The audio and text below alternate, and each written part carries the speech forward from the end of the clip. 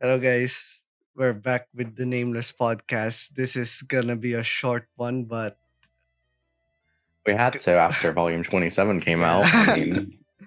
I think we both kind of forgot that it came out for a bit there, but that's all right. We were too busy. I was fucking busy as well.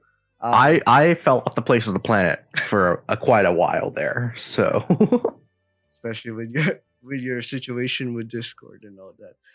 with Discord, that's a whole other issue. But I also happened to move.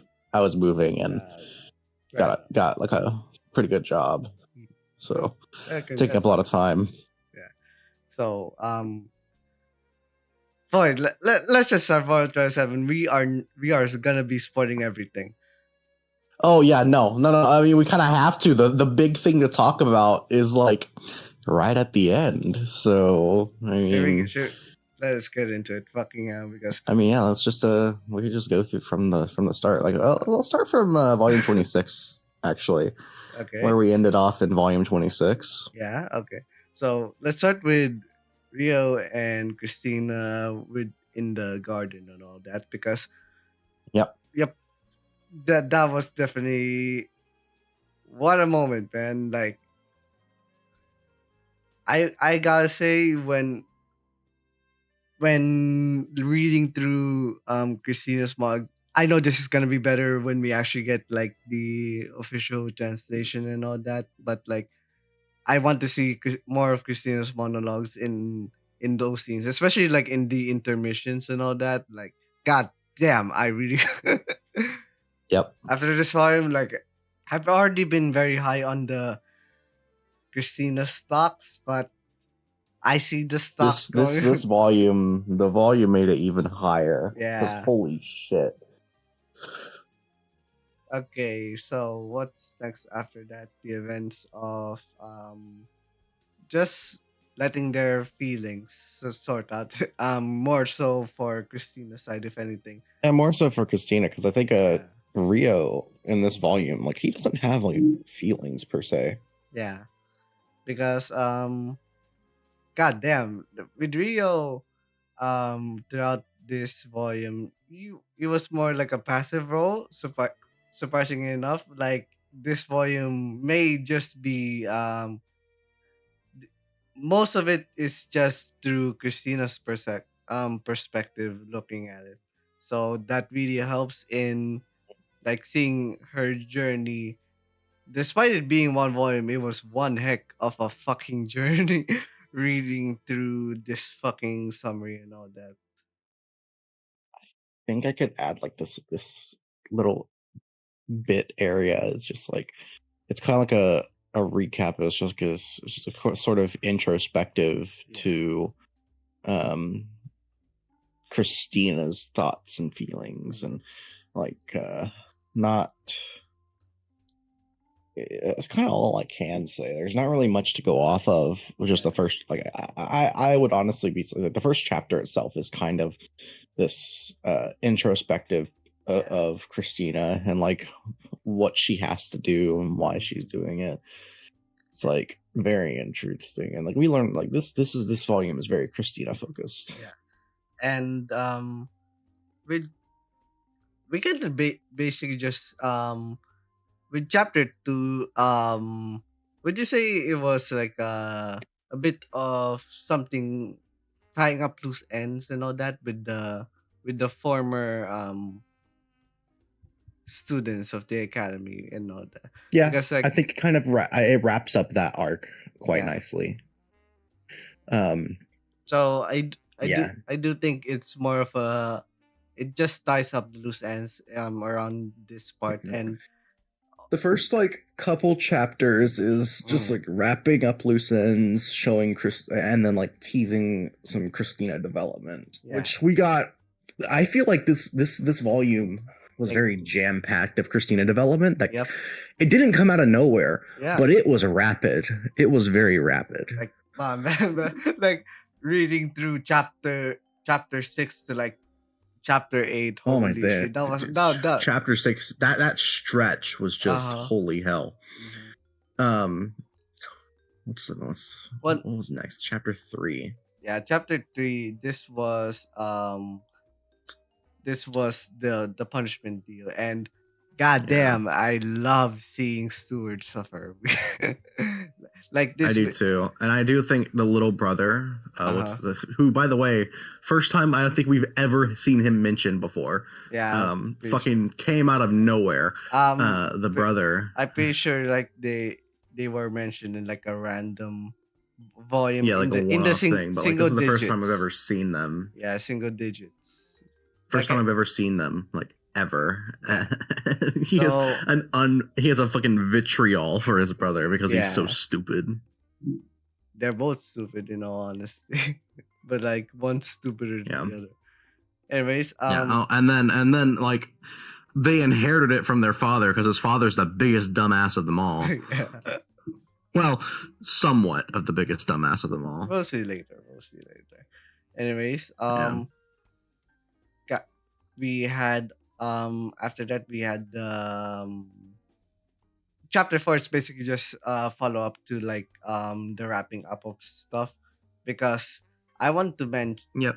because I want now to mention to the actual stuff with the political between the restoration and Belgium and all that, and holy hell, Cressida's plan was fucking insane. Oh my god, she dude. she was Like, okay, so I want to okay. touch Okay. upon a scene Mm. in the bath. Like, there was a Yeah. bath scene with Yeah. Christina and Lena. Yep. By the way, for having so much Miharu, Hmm. we didn't get Miharu once this volume. Yeah. It was Just all Lena. Every single scene with quote unquote Miharu was Yep. Lena talking, which is insane to me, but I like it. There's one scene, I can't remember which chapter it is. It's one of the earlier like couple chapters. Chapter 1 or 2. Is it chapter 1? So the chapter 1 and 2, Around that. where Lena confronts Christina in the bath. Yep. And is talking about like foresight and the future. Mm-hmm. So like Christina saw all this shit coming. Yep. Everything in this volume that happened, Christina was like, I know this is going to happen and I must do this. Yep. And holy shit. She like that's what makes this chapter so oh my god, so good, because like with Christina you see her doing that. It also shows her resolve in doing right the most insane fucking things ever. Dude. Because goddamn. And like, oh my god, in the moment, okay, I'm just gonna like I'm gonna say it. In the moment, I thought Huguenot was a fucking bitch, bro. Yeah. I thought he was a rat. I know, right? He was a rat, a scum. Like, oh my god, he was just playing his part. Yeah. It was all Christine's fault, and I couldn't fucking believe. All right, let's just, I mean, to be fair, so okay, to be fair, Huguenot is the father of Stuart and all that, so he's still a rat. Yeah, he's still a rat. Yeah, but like, let's not skirt around the fact that in this instance he was playing a part. Yeah, and holy hell did he play it well, because he had me fooled. Yeah, like Christina had us all. God. Christina had us all fooled. Yeah, so from the fucking start, from the negotiations to the goddamn day of her. It was everything. Like she was planning on doing this. How many steps ahead was she? Was like 10, 100? She has to be. Like, the only thing that she didn't foresee was the ending outcome. Yeah. Though to be fair, that's what you call the limits of her, like of being human compared to Rio and the transcendental shenanigans. So sick. Yeah, I mean, oh my god. Okay. Shall it just go to the meat and potatoes of the whole thing? Yep. All right. So there was in the negotiations, Mm-hmm. so there was a sentencing for all the bullshit that happened in Volume 26. Uh-huh. If you guys don't remember, Volume 26, it was like revealed. Rio's past was revealed, Yep. like in open fullness, Mm-hmm. and the transgressions of Stuart, Yep. and like his bullshit shenanigans were fully revealed. Mm-hmm. So they were punished. Huguenot was stripped of his title. He became what, a baron? Is that what it was? Yep. A baron Yep. instead of a duke. So he is no longer a high-ranking noble. Yep. And like the punishment was basically stripped of rank, and Stuart is now a slave. Well, not really a slave, but essentially slave labor is what the term would be most fitting for it. Yep. The It's similar to that, but like you kind of think of Spirit Chronicles medieval times and all that, so kind of fits the era, so to say.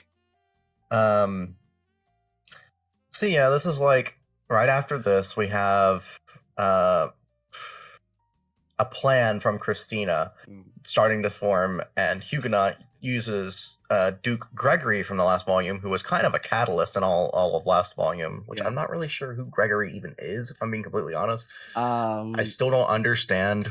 I know he's a noble in the Garlic Kingdom, but I honestly don't know who the fuck he is. To be fair, like even at the start you can see him he's like say a sleazy, a more sleazy motherfucker than but smarter motherfucker than the Belgium nobles, to say the least. That's for sure. He's a sleazy noble, and that's for sure. Mm-hmm. It's just, yeah. Trying to pull up the wiki for his character, but I don't know if they have one because he's so fucking irrelevant. He's only become relevant in the recent volumes, to be fair. So he really doesn't. I'm trying to see if he's even on this list. I fucking don't see him anywhere on. He doesn't even have a wiki page. That's really funny. To be fair, most of the William Lopez, the fucking deputy commander of the Garlex Kingdom's First Night Order, has a fucking wiki entry in this fan wiki. But Gregory, a duke that's been relevant the past couple volumes, doesn't have one. That's really funny. Oh wait, no, he does have an entry. Oh, I'm just fucking blind. Okay.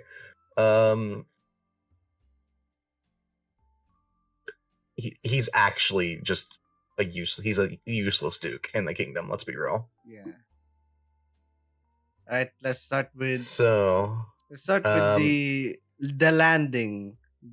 So say the landing of Christina's landing onto the Belgium kingdom.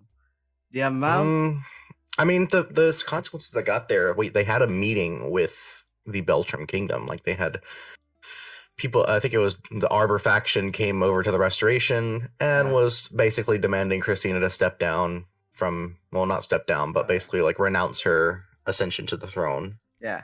And Christina was like, yeah, fine, I'll do that, but under certain conditions. And it was like, all right, you took land from us, we're gonna reclaim that land, and you're not gonna invade for 10 years. In return, I won't claim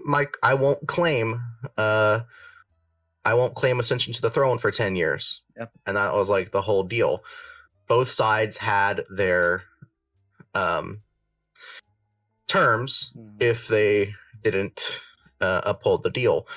The Arbor faction, the person who was like the prime minister, I think it's Charles Arbor, prime minister of Belgium, is to step down, and all of his faction people were to be like stripped of their roles too. And Christina, if she had announced her ascension to the throne, she would be given the death penalty. So, some bullshit shenanigans happen. And instead of going to the land they were supposed to go to, they just flew straight to Belgium Kingdom. Actual fucking snakes. Now, to be fair, Yeah. This was Christina's plan. Hmm. But holy fuck, in the moment, it doesn't seem like it is. Yeah. Because like you see throughout the entirety of Spirit Chronicles that most of the Beltram novels are fucking snakes and would Yep. absolutely do that in the moment. So to Yep. say. So you goddamn, like when I was reading that part, like okay, it's Yeah. going as I expected. They go back and forth with the conditions and all that, like the amount of clauses they have to reference in this shit to make it work is damn, like okay, I'm starting to understand the Yep. amount the loopholes that they're doing here. And I, I was very like, even though I was expecting, I was still very shocked Yeah. when What I want to know is how much in on it Alfred was. yeah. Because I know like he's very stubborn that he only follows who is technically king, and I find that philosophy to be flawed. I wonder if like perhaps he's under some sort of curse that makes him follow that, or if this is just a plan, like this is a ruse, like this specific instance is a Possibly, ruse. possibly because like during Alfred's quote unquote being Christina's sword, you just see him like mostly just standing there, Yeah, don't he really doesn't doing do anything. anything. Yeah, like what are you supposed to, what am I expecting from him if when we Yeah, see him not really like moving, even in the background, you don't see like sights of him um going like he's more of a in a neutral position, if anything, that between it the king, the actual king Philip, and Christina, which which I think that basically has him in a bind. I don't know. Maybe it's maybe I'm just thinking too hard. Because in all honesty, he was pretty irrelevant. Apart from like him being Christina's temporary sword and all that, as she is the queen for a bit. yeah. It's very interesting how she does all this shit Yeah. because like you don't think that this is part of her plan, but holy Hmm. hell, she actually was like, this is neat. This is like her plan was necessary for change to happen Yeah. in the kingdom, because like you have pretty much ordinary citizens are going to look at this and go, what the fuck Yeah. Like is wrong with the kingdom? yep. And Christina, Civil war is going to break. I foresee civil war breaking out. yeah, potentially, because like with how Christina, she was uh, you she know what I really foresee? uh-huh. I foresee the Garlac kingdom declaring war on Beltram, Potentially, and especially like with restoration like being um the people that are actually declaring war, but with being backed by the Garlac Kingdom, because the Garlac Kingdom was the mediator between all this shit. yeah. And let's be real, it wasn't Christina that went against her word first. Yep. It was the Beltram Kingdom Hmm. went against their word, because the agreed upon location, which was agreed upon in the original summit, Yep. was the Rodania area. Hmm. The like the I think it was the The count. I don't city, remember which, city. the city of Rodania. Yeah. Um, So. so like that being the agreed upon location, and then Mhm. the Beltram people just saying, "No, fuck you, we're going to the capital of the Mhm. Beltram Kingdom," completely against the terms of their agreement. So technically, they broke the rules Yeah. first. And whoever broke And I'm interested to see the reaction, like when news breaks out. I'm interested to see the reaction of yeah. the the nobles of the Garlac Kingdom. I'm interested to see Flora's reaction. It's going to be really interesting. Yep. So after that, one thing to note is that in order to be a to make this work, Christina had to act herself be insane from Yeah. the condition of her head, um, Yep. of her So dying. basically, the penultimate part of her plan was that she had to die, Yeah, and especially and through she was willing to accept such a punishment yep, to bring change. yeah, And the moment, I mean, the moment that Rio caught wind of this, it was full he speed. fucking Yeah, he full speed ahead, gonna charge in. yeah, and one thing to And okay, what I really don't like what Lena did. Let, yeah, let me be clear. mm, Ignoring mm, the end of it, okay, when Rio found out, Lena didn't even give him the moment's notice to find Aisha. yep, She planned this shit. And before like they even like could get Aisha, mhm, Lena teleported herself in Rio yep, to the center of the Beltram Kingdom, yep, where the execution was happening. yep, So Lena forced Rio to have to do this shit. yeah, by himself. Or was it Yeah. Flora also included there, or was I reading it No, wrong? Flora didn't witness it. Flora was not a witness. Okay, never mind.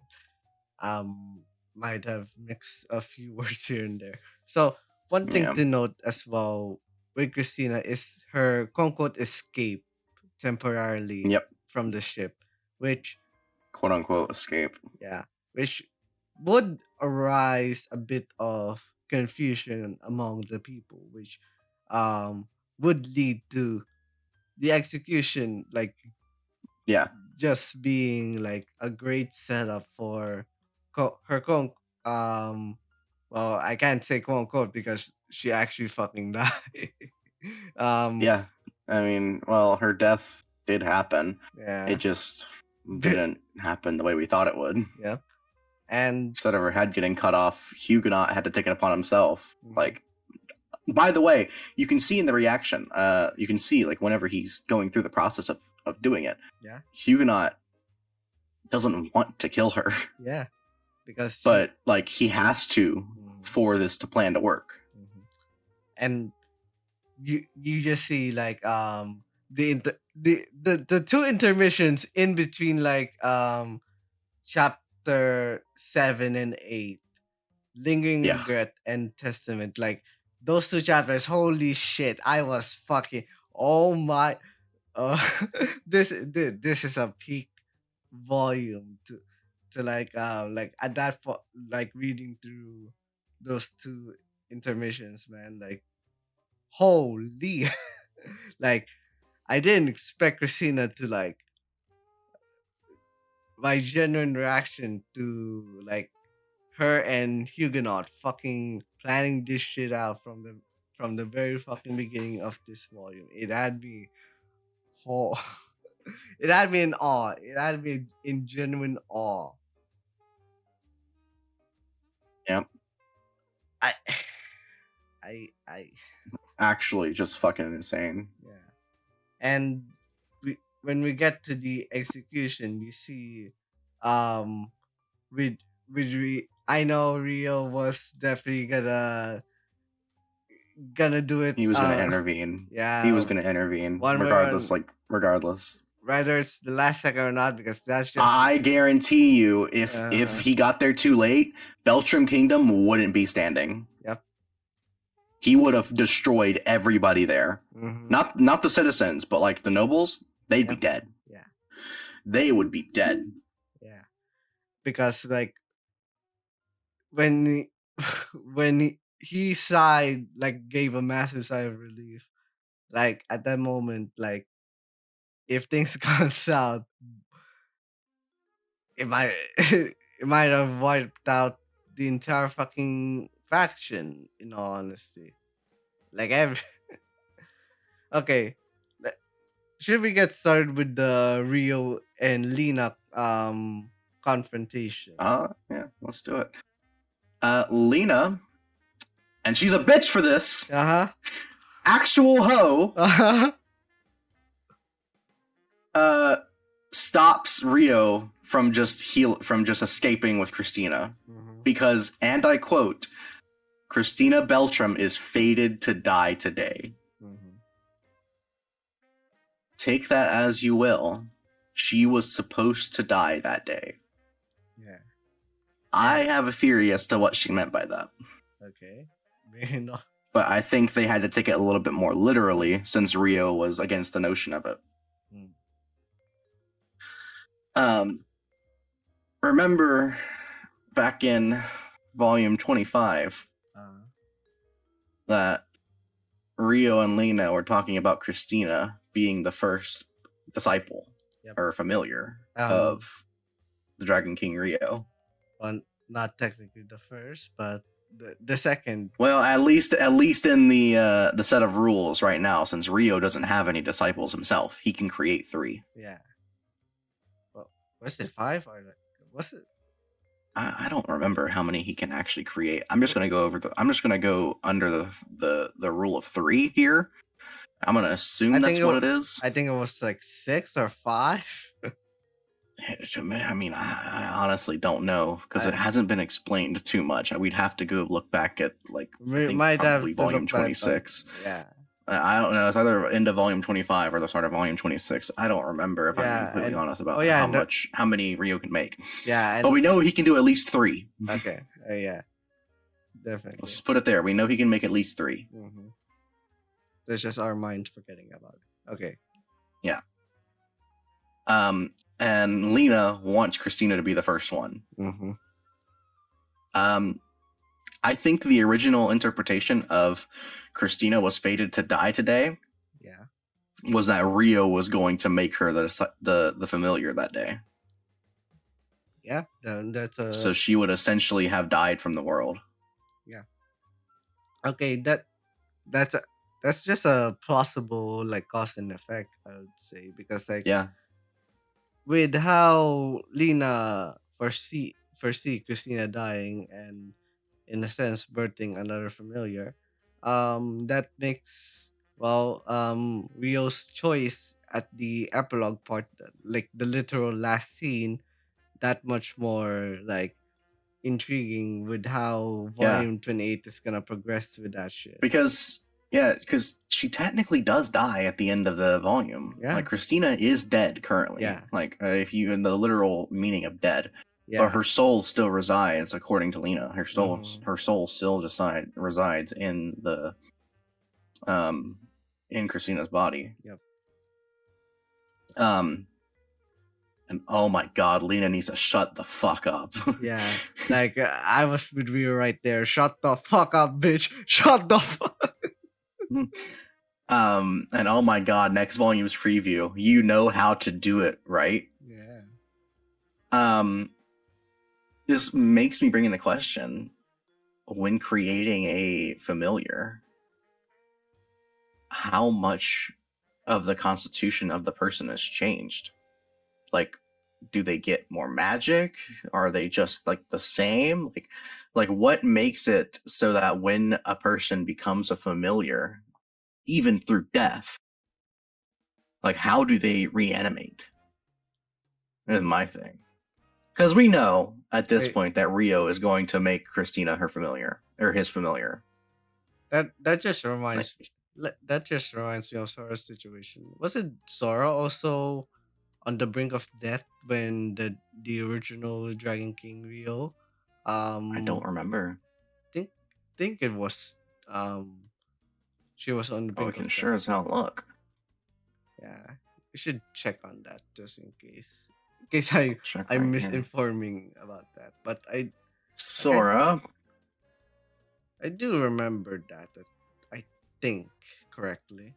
She was just about to die in a war 1,500 years ago. Dragon King saved her life, turning her into his familiar. Yeah. Yeah. About to die. So somewhat similar. Yeah.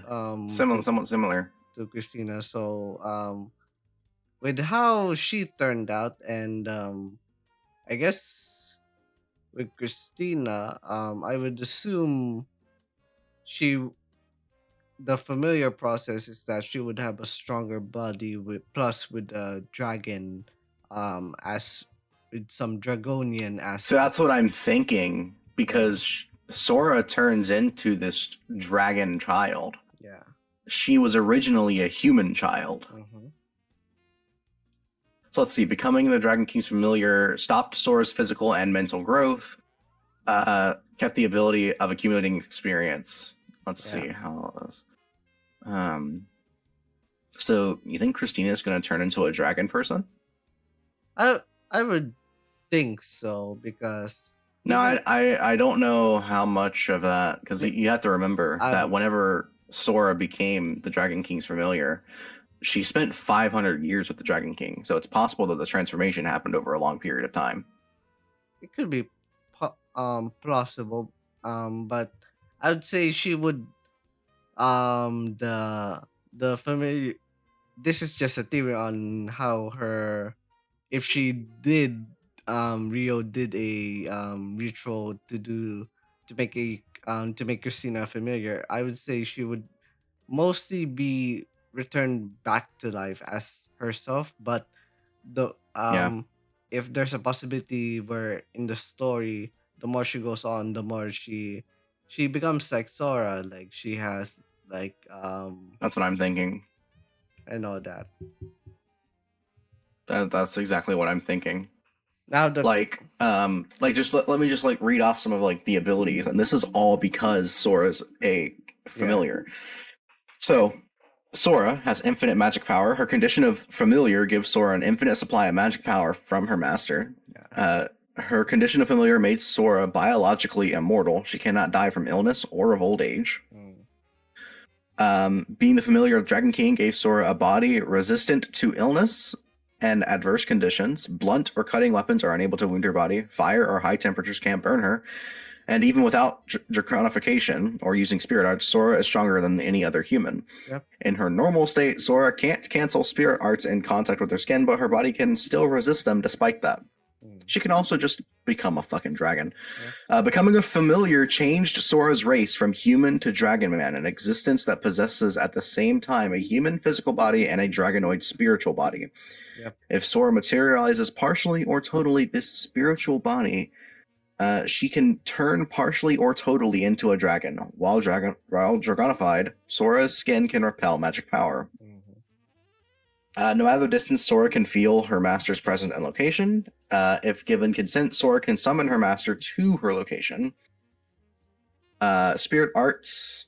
Sora can use spirit arts as an existence that is partially spiritual one. So basically, they gain access to spirit arts. As a Dragon Man that was also Dragon King's familiar, Sora is instinctually feared by draconic creatures. So I think now how much of my thing is how much of this was over time abilities gained versus immediately after becoming a familiar. I would say you gain some of these abilities and others you have to learn. I would say the instant ones would be the relating to their master parts. I think the instant ones is infinite magic power, infinite lifespan. So basically infinite supply of magic power from Rio. Infinite, basically cannot die from old age or illness since she's a familiar now. Probably tough body was being the familiar. She's bodily resistant to many things. And that she probably can sense the distance. She can probably feel Rio at all times. And probably and lastly, probably the instinct of fear. As well. So the instinct of fear. That's probably the familiarization of how Christina. But let's forget about that. Let's theory, because we're gonna go theory crafting with how 128 is gonna fucking go. The reactions. How is this gonna happen? How are we gonna move forward in the world of Spirit Chronicles now that Christina? So let's say this: Vanessa's already told the Garlic Kingdom that Christina was set for execution. So everybody knows it's going to be a thing of what happens when they return. Really. Because And I'm like 99% sure we're gonna open the volume with Rio turning Christina into a familiar. yeah, high possibility. So it's like I don't know how it's gonna be reacted to, really. I wonder how, like, I we have the title of Volume 28, but with how Volume 27 refers to itself as the prayer's guillotine, Yep. and we saw how it played out, like the witch's Yeah, no, temptation. that was really interesting. The witch's temptation. So Lena, what I want to know is who is the witch? Lena, I Because we could all point to Lena. We could point to Lena here, yeah. but I don't think that it is Lena because Lena is a god, not a witch. Mm. So I really wonder who the witch is referring to. The high chance probably And I good. also I want to know what Lena's end game with making Christina uh, a familiar. We- What is she planning that I requires Christina becoming a familiar? I will say it. I'll forgive her if this actually, like, in if we look at it, probably the end of the series and all that. But So now, Lena has a really tough case to sell over these next couple volumes yeah, because I can tell you right now that Rio is not going to want to listen to Lena for a while after this. yep, Like and at all. He won't even want to hear her out. yep, and the future is gonna change more drastically Yeah. than she would probably expect. To say the Yeah. least. I mean, like I'm sure that she's doing this for the best possible future, Uh-huh. but holy hell. The best possible future. I wonder what's like that. Yeah. The quote unquote best possible future be. Yeah. I wonder. Like, do we, after this volume, do we consider it, we're probably past the halfway point of the series. Definitely, I would say. Yeah, that's what I would think. I mean, Uh, the only thing that's kind of a wild card in all of this is Rice. yeah, because for now, it's just a truce, and Yeah, it's a truce. how many months have passed? Like, this volume made a surprising It took a amount. year. This volume took a year to come out. No, no, no. I mean, like, in Um, actual in universe. oh, in universe? Yeah, I think it passed like quite a I mean, that lot was quite compared. a few times. That was a few time skips. Those a few weeks of time skips. Yeah, like compared Um, to other yeah. volumes, it was relatively fast, Like it's honestly. not like I mean, you think about it. A lot of the story takes place in the year 1000. Yeah. Well, Um, and then the year changed in this volume to 1001. 1001, and So we started at, like, when Rio was like yeah, seven, six. I'm not gonna make that joke. I'm not gonna make that fucking joke. Okay. no. Started I at, mean, like, I wouldn't be shocked if it were that. Like if it like legitimately, I wouldn't be shocked if this volume alone was like closer to the 6 month range yeah. of time in between things. But I mean, I don't think it is. Yeah. It just wouldn't shock me. I think it's closer to like 3 months, Yeah, probably probably. three or 4 months Yeah, worth of time. yeah, probably. So, um, we within that time we saw, like, saw mostly, like, them peaceful, and up until, like, up until the serious part again. It's basically calm before the storm. So I wonder how this is gonna affect the world moving forward, especially if Rio turns Christina into a familiar. Like, how, what will her role be? Would she be, like, completely isolated for the world, except for, like, Rio and the closest of circles. Yeah. That. So I'm really curious to see that potentially in 128. Though I Yep. can't really say much for how I know when we're gonna see Flora, we might be in for a ride, like an emotional ride between that. Yep. Okay,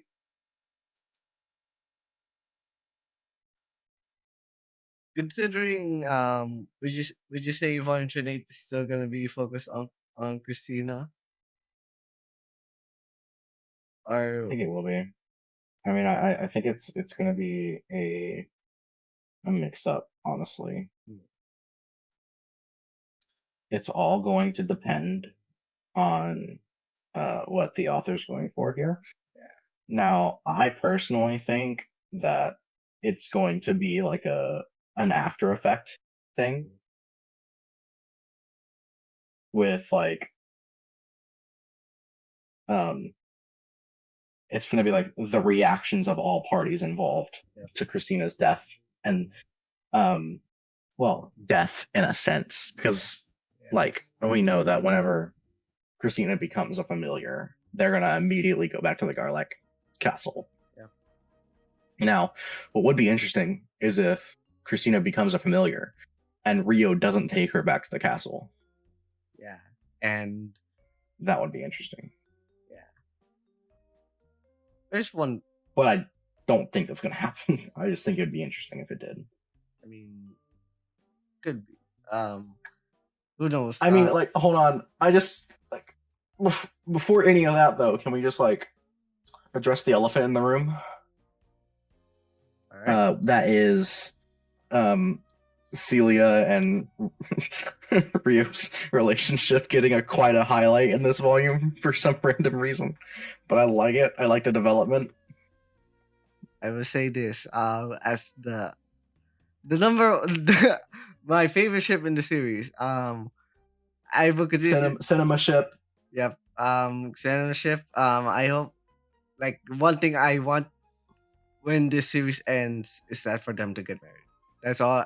Yes. That's all. That's an ending I'd be very happy for. And I honestly, if she n- nine.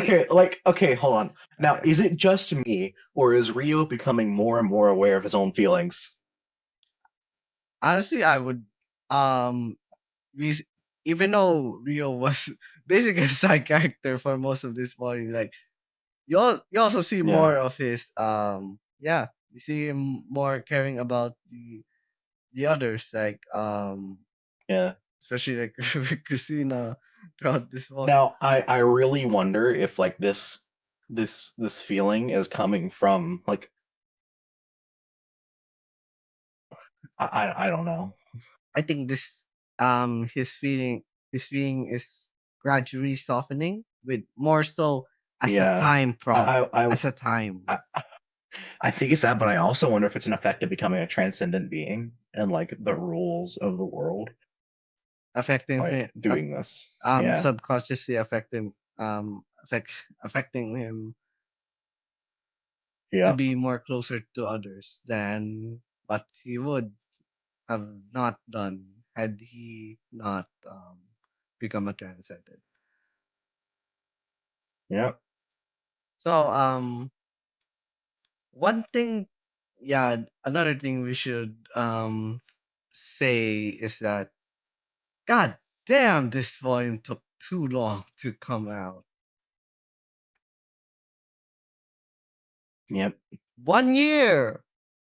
Took Si- 1 year. Now, to be fair, the reason it took so long to come out is because there was a situation with the previous illustrator Riv. having quite the health issues. Yep. So we switched illustration to who was it? That's the new person illustrating. The new person is Yufu Kyoko. Basically, character designer. To my knowledge, character designer of the anime and all that. Yeah, I think they're like the anime Yeah. designer. I really have to look at Uh, uh, illustrator, Yufu Kyoko.